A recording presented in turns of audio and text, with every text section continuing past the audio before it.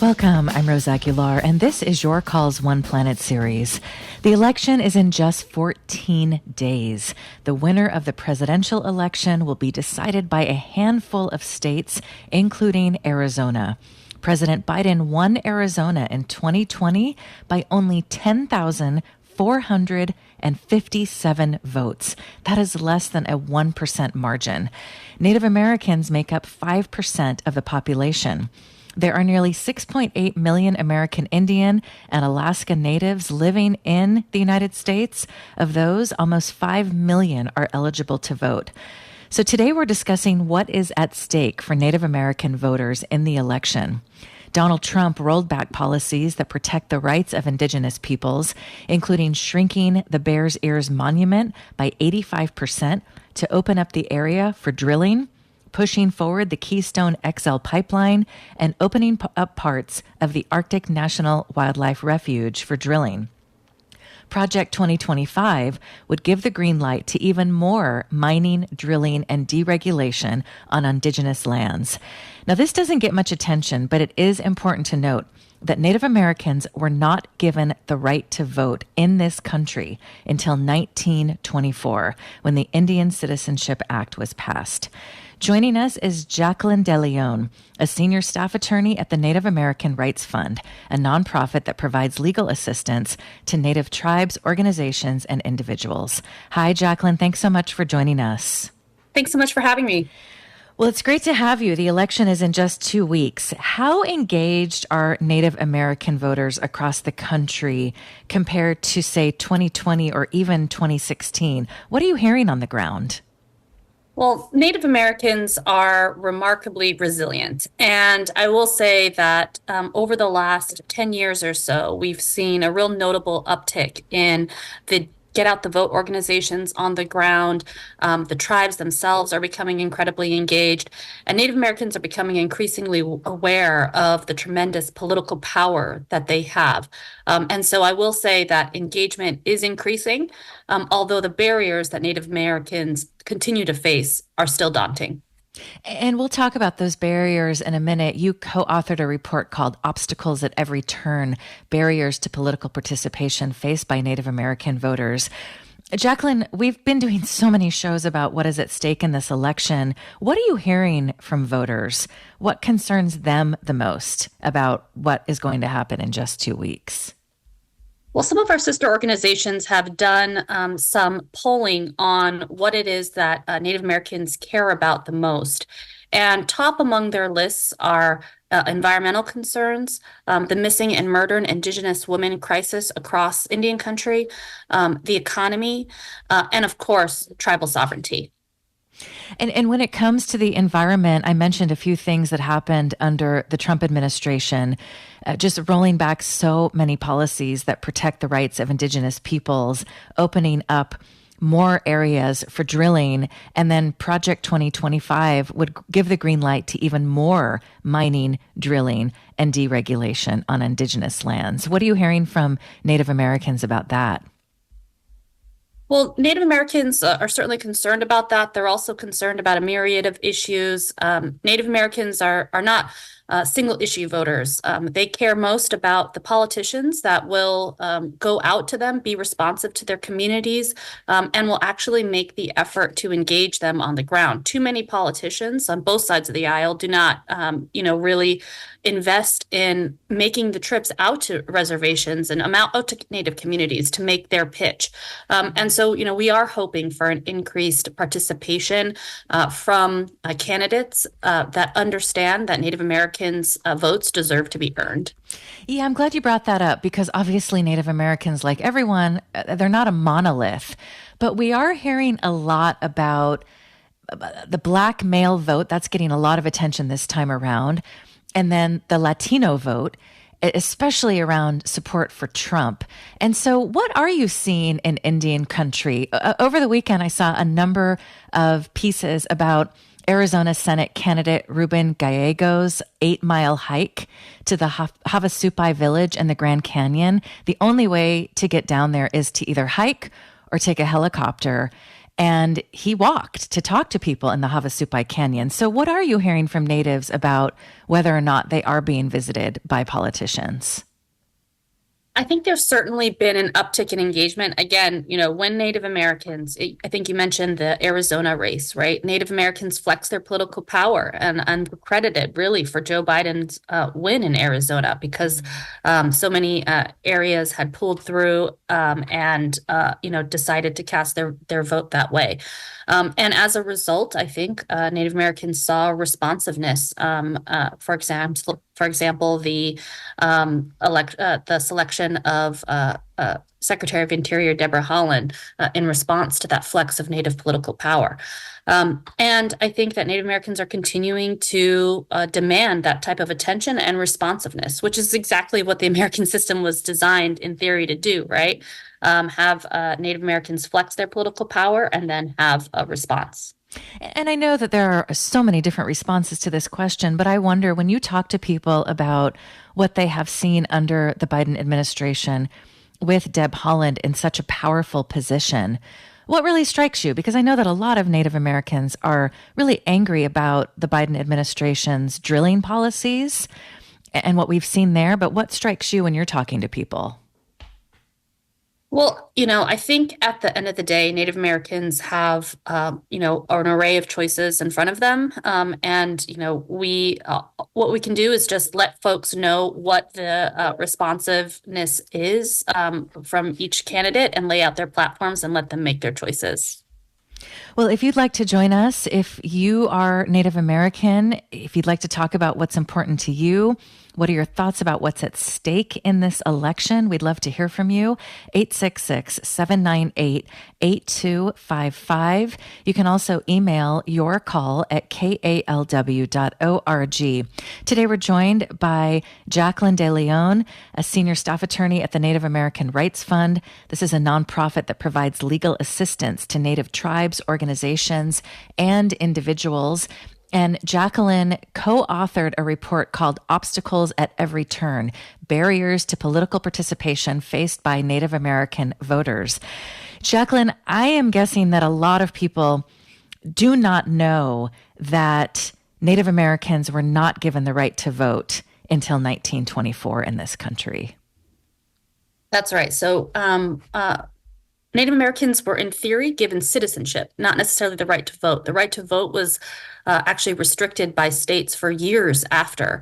And so, in 1924, Native Americans were unilaterally conferred citizenship, but really it wasn't until the 1940s and 1950s that states like Arizona and Utah and New Mexico finally allowed, in theory, Native Americans the right to vote. Before that, they had explicitly said through a variety of, frankly, racist justifications, for example, that Native Americans were not competent to vote, that they were not allowed to vote in those states. And then following really the civil rights movement of 1965 was when Native Americans were fully, in theory again, enfranchised. But then we saw in places like Arizona the imposition of literacy tests, which were designed explicitly to keep Native voters off of the voting rolls. So really it has been a continual struggle for the right to vote. Can you tell us more about those literacy tests? When did that happen? Yeah, in the through the 1970s until the Voting Rights Act had responses to those literacy tests, but those were imposed directly after the Voting Rights Act came into to play, and it was designed in places like Arizona and Alaska to keep Native Americans from being able to be fully enfranchised because, of course, Native Americans were unable to meet those literacy requirements. Now, I remember when your report came out, In 2017 and 2018, 9 public hearings were held to better understand how Native Americans are systemically and culturally kept from fully exercising their franchise. More than 120 witnesses testified from dozens of tribes across the country. And so then the final report came out, Obstacles at Every Turn, and there were 2 updates released in 2021. What really concerns you a couple of years later, now in 2024, about obstacles to allowing Native Americans to vote?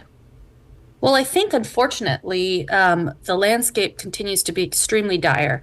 So, not only are the logistical barriers that we discussed in the report still true, so those are, things like extremely long distances to registration, early voting, and polling places, poor roads that can be, really difficult to pass in November, issues with the lack of addressing on Native American homes that make it difficult to register and have it more likely to have registrations rejected, the lack of residential mail in many Native American communities, which means that Native Americans don't have the ease of voting and can't overcome those logistical barriers through vote by mail. All of those logistical issues remain true.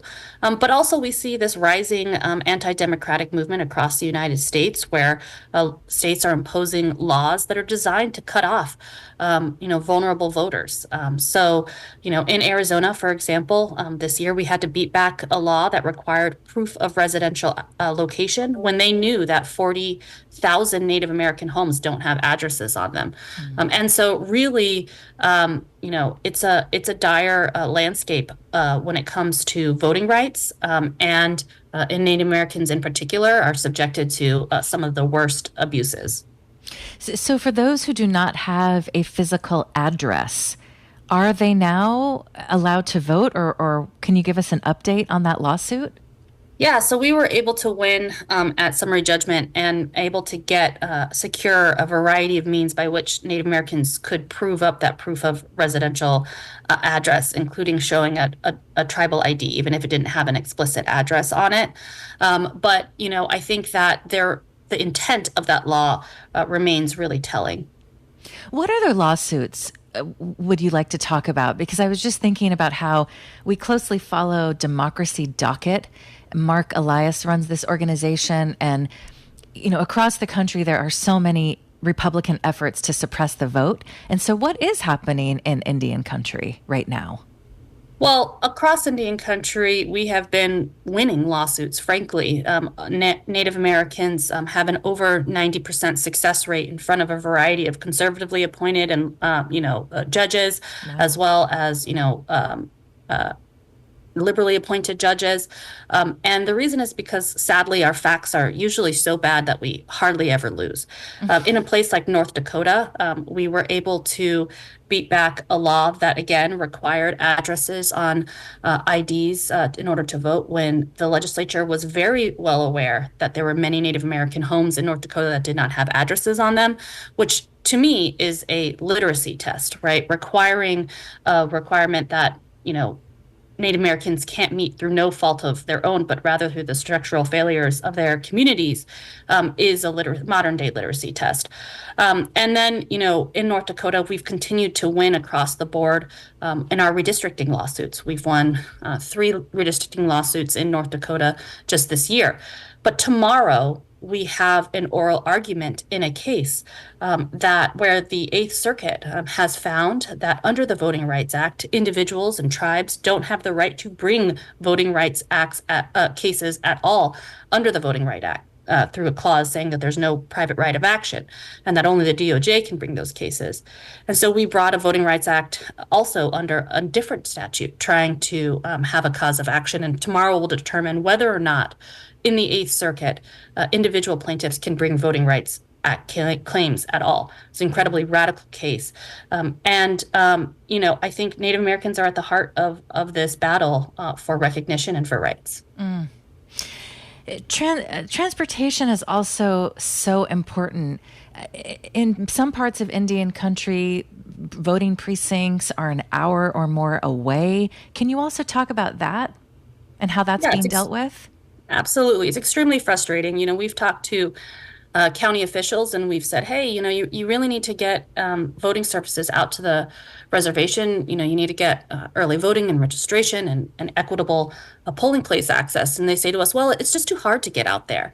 And who it's also really hard to get out there for, the Native American voter that has to travel these extreme different distances, and who also too often live in extreme poverty. And so, Native Americans would have to expend the resources. One, they'd have to have a roadworthy vehicle. The roads can be unpaved, and so in November the weather can be poor, and so they'd have to, traverse an incredible amount of distance in a roadworthy vehicle, which would be expensive, and many Native Americans don't have. And then on top of that, they'd have to pay the gas to get there, and then account for, that amount of time that it would take to get there and back. And so really, these are incredibly unreasonable barriers. And I think that transportation issue alone highlights how unfair it is. And then I think also highlights an important point, which is, Native Americans are often cast as apathetic or, uncaring or not wanting to engage. But really, it's the logistical barriers that are communicating to them over and over again that the system is not for them. Right. Jacqueline De León is Senior Staff Attorney at the Native American Rights Fund, a nonprofit that provides legal assistance to Native tribes, organizations, and individuals. In states like Arizona, Native Americans really are and can determine the outcome of elections. So obviously, for many, many reasons, the Native vote is really important, but especially in a state like Arizona, it is so crucial. I mean, when you look at, we talk a lot about Georgia, that's also really important, but in Arizona, Biden won by only 10,457 votes. So if you have any questions or comments for Jacqueline, she's going to be with us for about 8 more minutes. You can give us a call at 866-798-8255, 866-798-8255. Jacqueline, at the Native American Rights Fund, you all put up a video, I believe it was in the late July, about just what people in Indian country are dealing with around the vote. And you start with Gabriela Cesares Kelly, a Pima County recorder. And she just talked about, she said it's the first time she's been able to talk about how hard COVID was. And it just made me think about what Indian country had to deal with COVID. It's just kind of easy to forget how horrible that was. And that was also right around election time. Yeah, that's right. It was an extremely difficult time across Indian country. And, I think it really showed the resiliency and the heart of Native communities, how we rallied and tried to protect our elders and communities. And, Native Americans have a lot at stake when it comes to political engagement. And I think COVID demonstrated that, which is, you have to compare how the federal government responded to a crisis, and whether or not you're content with that. Native people have to exercise their political power in order to receive the services that they deserve.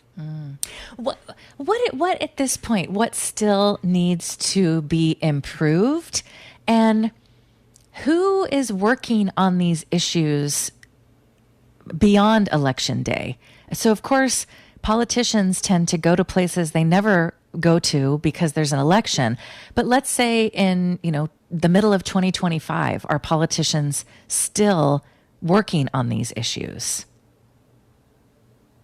Yeah, so, Native Americans deserve to have their votes campaigned for, and they deserve to have their votes rewarded. That's how American democracy works. And unfortunately, too often we have our communities being ignored. But Native Americans hold tremendous amount of political power. We've mentioned Arizona several times, but the number of eligible Native Americans in states like Arizona, Nevada, Wisconsin, Michigan, and North Carolina are larger than the margins by which those states were decided in the last presidential election. And those are Native American votes that are being left on the table because of these issues. And so, really what Native Americans deserve is the Native American Voting Rights Act, NAVRA, which at the federal level would mandate on reservation registration, early voting and polling sites in an equitable manner. And so, no more of these excuses of it's too hard to get out there to give equitable polling and services. Instead, it would be federally mandated. And that's really what we're pushing for. Right. We had an email about the important Senate race in Montana between John Tester, Democrat, Tim Sheehy, a Republican. We just played some sound last week of Tim Sheehy making horrific racist comments about Native Americans in Montana. Can you tell us about any of the work you're doing up in Montana? Yes, in Montana, we've been fighting voter suppression for over 5 years. So there, again, Native Americans flex their political power, and then we see an immediate backlash. So following Native Americans being attributed to the win of Senator Tester and contributing to his candidacy, the legislature passed a ban on ballot collection.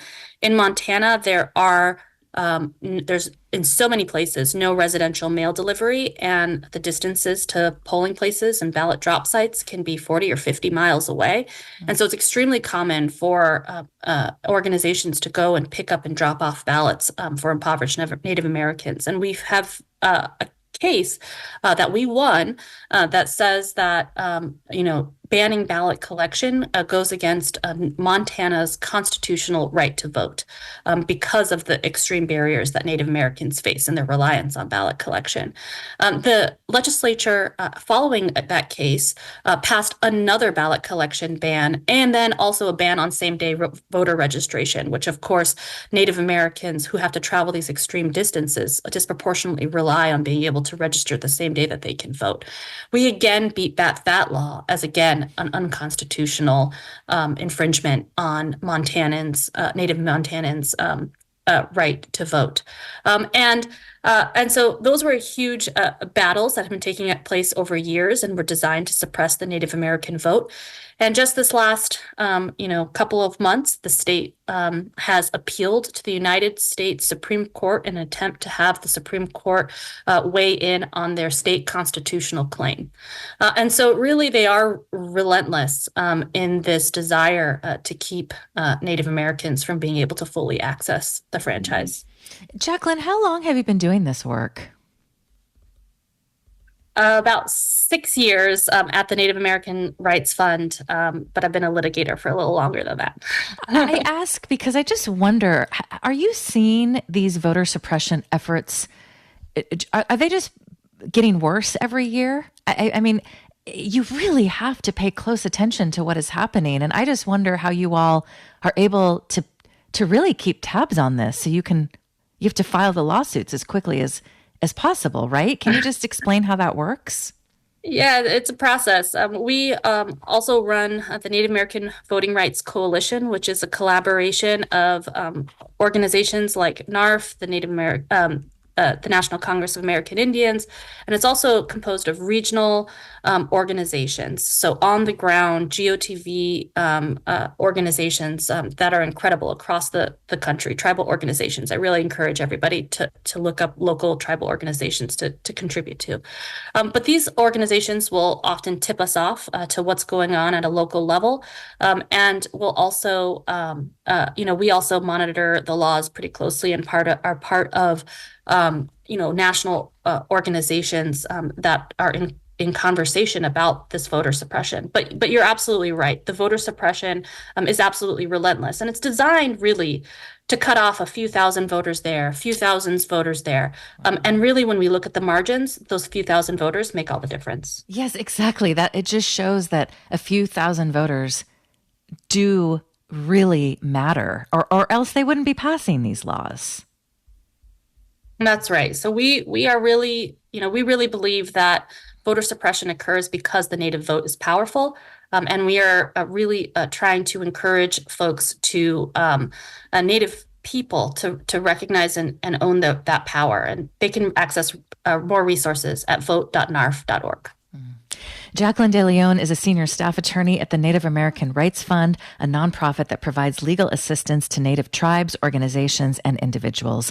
Jacqueline, thank you for your work and thank you for joining us. Thank you so much for having me. Thank you. Today, we are talking about what is at stake for Native American voters across the country. Just a reminder, so much happened under Donald Trump. He rolled back policies that protect the rights of Indigenous peoples, including shrinking the Bears Ears Monument by 85% to open up the area for drilling. He pushed forward the Keystone XL pipeline and opened up parts of the Arctic National Wildlife Refuge for drilling. Project 2025 would give the green light to even more mining, drilling, and deregulation on Indigenous lands. We've been talking with Jacqueline about voter suppression in Indian country, and she and her staff at the Native American Rights Fund have been filing and winning lawsuits to make sure that Native Americans have the right to vote, which they did not get in this country until 1924. We'll continue talking about the Native vote. This is Your Call. We'll be back after this. This is Your Call. I'm Rose Aguilar. Coming up tomorrow, we'll speak with Lindsay Owens, Executive Director of the Groundwork Collective. She says most economists have gotten inflation wrong. She says we have to look at corporate profit margins. They have been at 70-year highs, and they have been enabled by price gouging. She says some solutions include Kamala Harris's price gouging plan and taking on monopolies. We hope you can join us tomorrow. If you have a show idea or a guest idea, you can email your call at kalw.org. And if you're in the Bay Area, we hope you can join us on election night. We will be hosting a live broadcast at 111 Minna in San Francisco. It's a free event. You can find more information at kalw.org. Now we are going to continue talking about the importance of the Native vote, and we'd like to welcome Pauly Denetclaw to the show. Pauly has written extensively about obstacles facing Native American voters. Pauly Denetclaw is an award-winning reporter based in Gallup, New Mexico. She has worked for the Navajo Times and the Texas Observer. Her radio pieces have aired on a number of stations, including Texas Public Radio and NPR's Latino USA. And Pauly is a board member of the Native American Journalists Association. Hi, Pauly. Thank you so much for joining us. Hi. Thank you so much for having me. Well, I also want to mention you've got a number of articles up, felony disenfranchisement of Indigenous voters. Many Indigenous Democrats support a ceasefire in Gaza. And then another important one that we'll ask you about later in the show, Vice President Kamala Harris's mixed record on Indigenous issues. So we were just talking about what happened under the Trump administration, just opening up so many Indigenous lands to more drilling. Project 2025 would continue that. In the reporting that you have done, what are you hearing from Native people about what is at stake in the upcoming election? So one of the things that I do want to note is that Indigenous nations are not a monolith, and there are a lot of Indigenous nations and Indigenous leaders who do support oil and gas. And so when we look at places like the Willow Project in Alaska, there were a lot of local Indigenous folks who do live in the North Slope, whose the majority of folks in those communities supported the Willow Project and welcomed that into their communities and their lands. And there are also a lot of Navajo people, particularly around Chaco Canyon, around the 10-mile buffer, who did not want the buffer in place because they thought that it impacted their leasing rights. And so just to make that clear as well. But there are a number of issues that Indigenous people are that are important to Native voters, but it just varies based on community to community. Yeah, it's so right. I remember going to Standing Rock and heard the same thing from people who talked about how their tribe cut deals with the oil and gas industry. So as you say, it's not a monolith. Can you talk about, I mean, of course, and there are many reasons for that. People need jobs at the end of the day. People need to feed their families. But can you talk more about that and the debate that you're hearing in Indian country about oil and gas drilling? Because we saw a lot happened under Trump. We see it happening under Obama. A lot of natives are I'm sorry, Biden, and we did under Obama, but a lot of natives are very critical of the Biden administration because of their oil and gas drilling policies. So this, I mean, as you say, this is definitely not a black and white issue. Yes. So when it comes to oil and gas, there are a lot of tribal governments and tribal nations that really do rely on money from oil and gas leasing to fund their government, to fund programming within their communities. And so that is why they continue to support sort of like energy development on their lands. And so another example of that is the Navajo Nation, despite the Navajo Nation moving away from energy development, it continues to be part of the conversation. And it's also not just like energy development, but for the Navajo Nation, they're looking to do mining of gravel to help to really cut costs when it comes to having roads on the Navajo Nation. So only I think it's only 20% of the roads on Navajo Nation, which goes across 3 states. It's the largest tribal nation land-wise in the country. And they are trying to figure out how to cut costs of paving roads. The estimate that I last heard was that it's $1 million per mile of road. And 80% of the Navajo Nation's roads are not paved. And so one of the 80%? 80%. Wow. Yeah. And so one of those cost cutting measures was, mining for gravel. Wow. That's just a devastating statistic. According to the Navajo Water Project, on the Navajo Nation, 30% of families live without running water. I just think it's so important to talk about these things, Pauly, because I don't know if a lot of people realize that just on the Navajo Nation, 30% of families do not have running water in the year 2024. And this is also an issue that just does impact large land-based tribes. And so tribal nations with a lot of sovereign lands have similar issues of not having enough infrastructure for the number of people who live on their lands. Mm.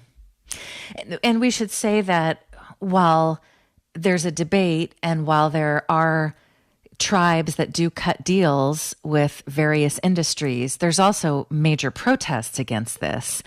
NPR just had a piece a couple of months ago about how Indigenous leaders and activists are protesting uranium shipments across the Navajo Nation. And then there are just also protests on a regular basis about various extraction happening on Indigenous lands.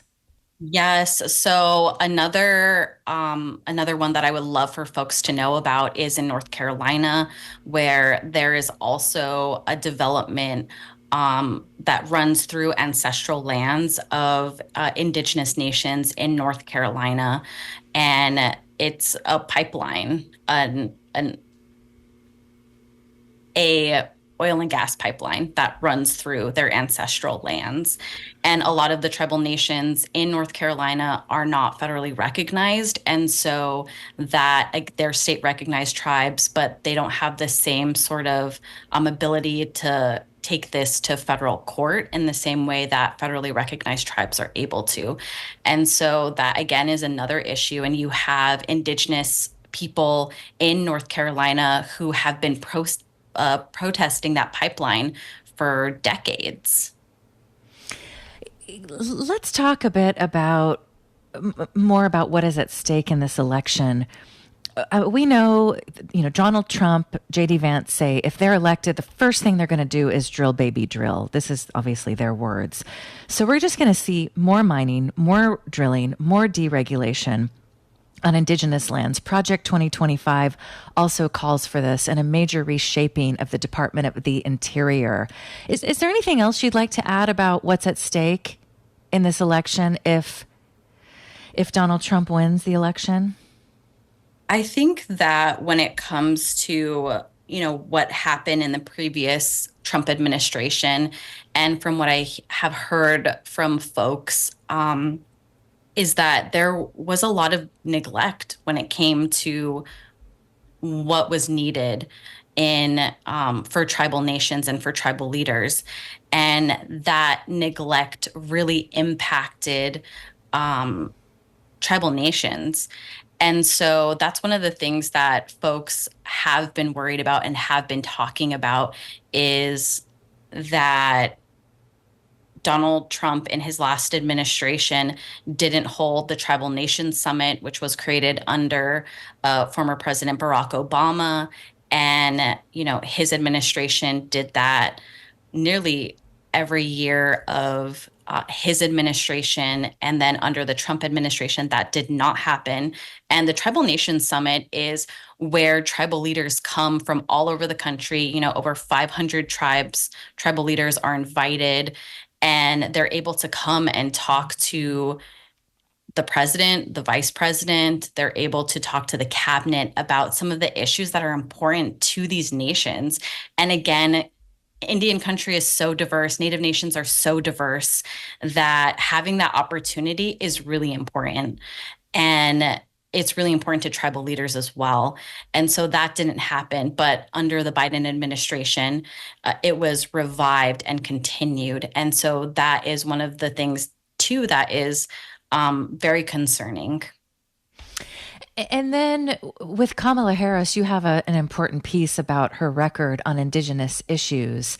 And you write that Kamala Harris spent 6 years as a state attorney general fighting against tribal nations, 4 years in Congress, where she sponsored a number of progressive Native American legislation, and 1 term with the Biden administration, which has been one of the strongest, if not the strongest, presidential allies to Indigenous nations in history.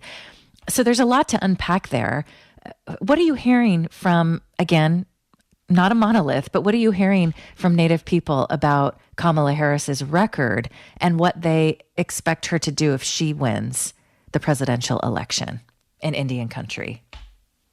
So one of the things that is definitely, there are a lot of Native voters who will support Kamala Harris and Tim Walz in this election, and in the hopes that they will care about the issues that are important to them. And one of those major issues is what's happening in Palestine. And that continues to be one of the issues that is brought up continuously in the rhetoric that's going on online is, her stance on that issue and the Biden administration's stance on that issue. And a lot of Native people support a ceasefire, as I have written before, and a lot of tribal leaders support a ceasefire. And, there has been conversations about a shared history of colonization that Native people sort of talk about when they're talking about Palestine and the war that's happening there. And so that is what's being brought up, but also just the record of President Biden and how positive the relationship has been between the Biden administration and tribal nations, even though his administration did, work out a deal for the Willow Project, which was very controversial, even with within tribal nations and within Indigenous people who care very deeply about the environment.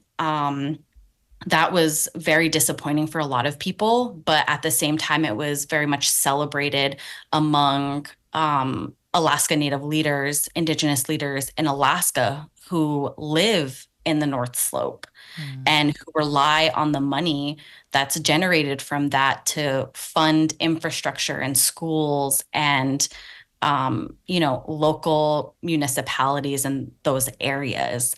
And so that is part of the conversation as well. And then the other thing too is the mining issues for green energy and lithium.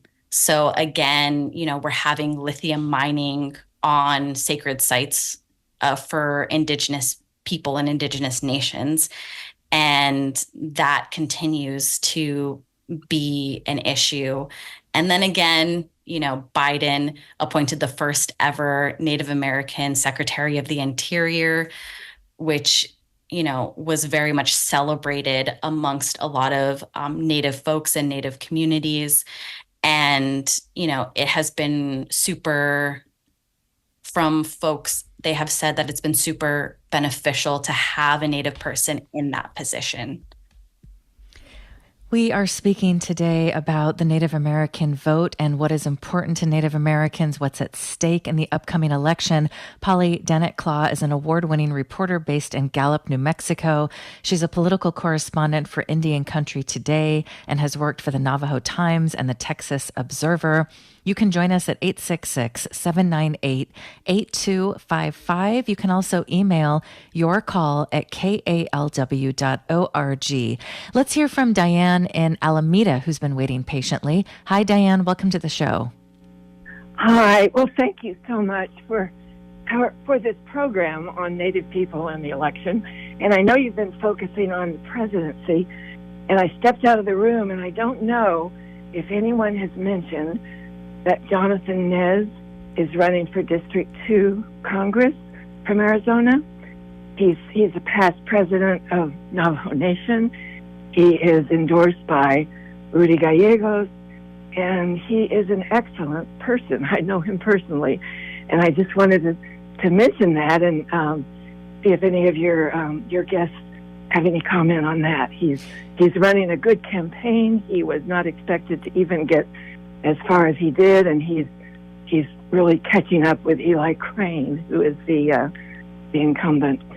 So I just wanted to mention that. Thank you. Well, thank you so much. We have not mentioned this. Pauly, have you been reporting on Jonathan Nez? Yes. So I actually, after former president, Navajo Nation President Jonathan Nez, after he did not win his presidential election in 2022, a couple weeks after that, I asked if he would consider running for Congress. And at that time, he said that that was not something that was at the forefront. He was more concerned about finishing out his administration. But he did say at that time that would, all things are on the table. And a year later, almost exactly, he announced that he was running for Congress. And one of the things to note about Arizona's 2nd Congressional District is that it has been gerrymandered to sort of dilute the Native vote in that district. It was pretty much a Democratic district, and then it got pulled 7 points to the right. Wow. And so now it's very much a Republican district, and they put in a lot of voters from southern Arizona, who, I'm sorry if I said New Mexico, from southern Arizona, who are more conservative voters. And Eli Crane, a first-time candidate, had no name recognition, won an election by 7 points against an incumbent with a well-known name and relationship with Native voters in that area. And so it was very concerning when that incumbent did lose to basically somebody who had no name recognition and was a first-time candidate. And according to, reporting, doesn't even live in the district. And yeah. Are you familiar, just quickly, Pauly, about what happened with the redistricting of that congressional district? Do you know how that happened? Yes. So Arizona's legislature is Republican. So it is the majority in, I believe, the House and the Senate. I'm going to need fact checking on this. But the last that I heard was that they were both held by the Republican Party. And so that during the redistricting process, that's sort of how that happened back in 2020. I should say at the time of redistricting in 2020 to 2022, it was a Republican held House and Senate for Arizona state legislator. And so as they were going through that process of redistricting, they diluted the native vote in Arizona District 2 and included more conservative voters in southern Arizona into that district. And they're still sort of battling over redistricting that as we speak. This is just so ugly.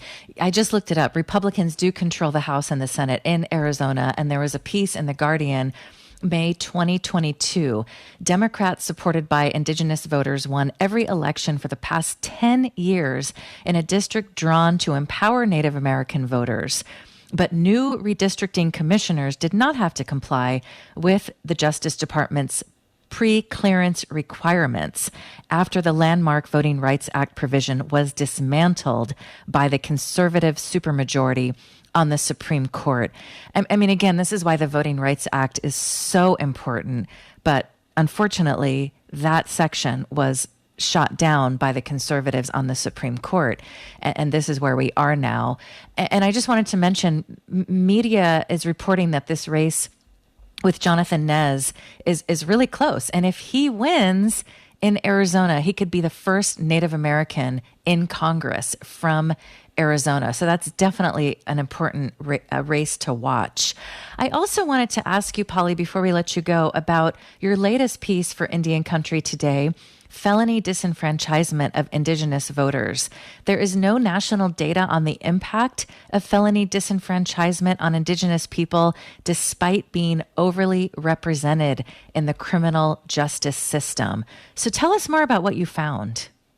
Yes, so this is an issue that was really important for me to cover because of, there are jurisdictional issues within tribal nations and within tribal lands specifically. And on sovereign lands, more often than not, if there is a crime committed, it is often charged as a felony. And so there is, data that Indigenous people are more often than not charged with felonies, and instead of sort of misdemeanors, if it were handled in tribal courts or if it were handled, say for example, a municipality, and instead they are given felony convictions. And so that's just because who takes over jurisdiction? It's the federal government. And from the information that I've been gathered is that the federal government is just used to charging for felonies. And so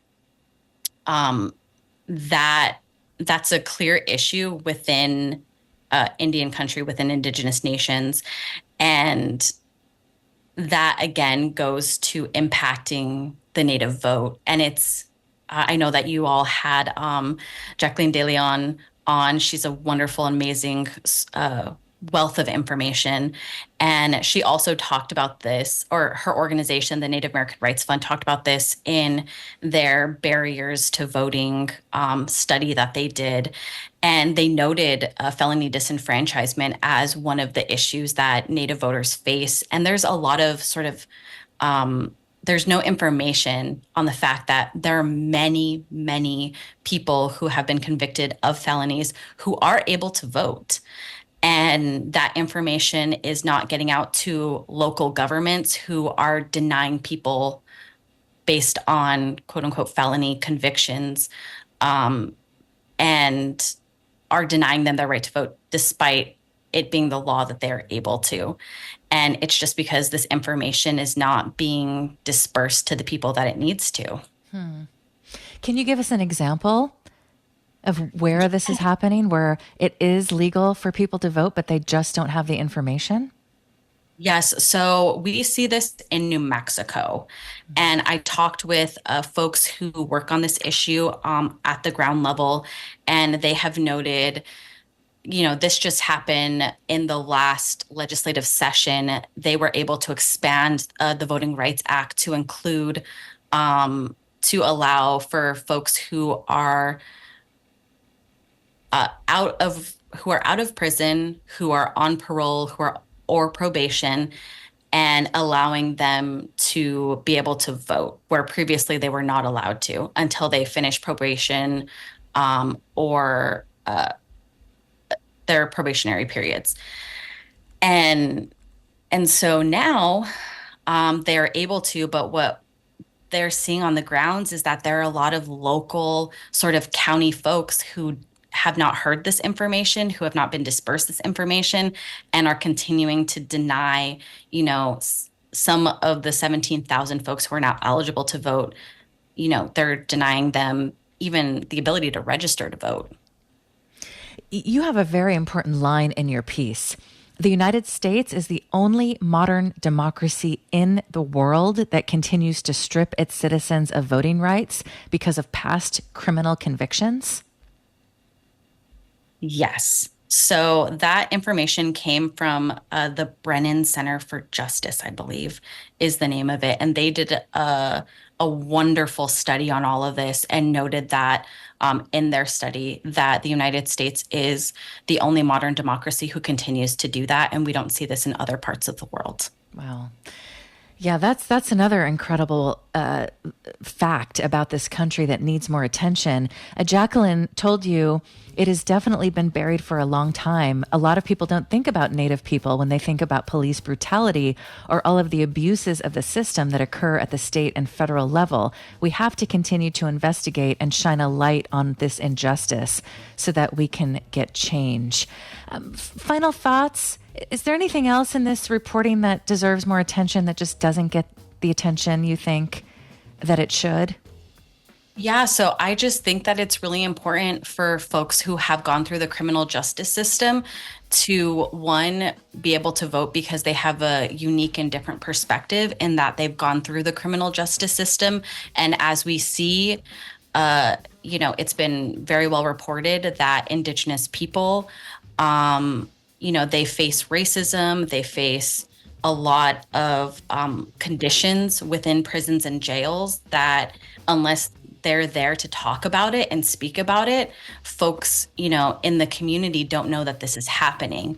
And so having people who have gone through the criminal justice system be able to talk about and advocate and vote for what they think is important and the change that they would like to see within our communities, because oftentimes those who go through the criminal justice system are the most vulnerable in the community, facing poverty and a number of other issues. And so having that perspective is very needed within a democracy. Pauly Denetclaw is an award-winning reporter in Gallup, Mexico. She's a political correspondent for Indian Country Today. Thank you so much for your reporting, Pauly, and thank you for joining us. Thank you for having me. Thank you. And thank you for joining us. I'm Rose Aguilar. It's your call.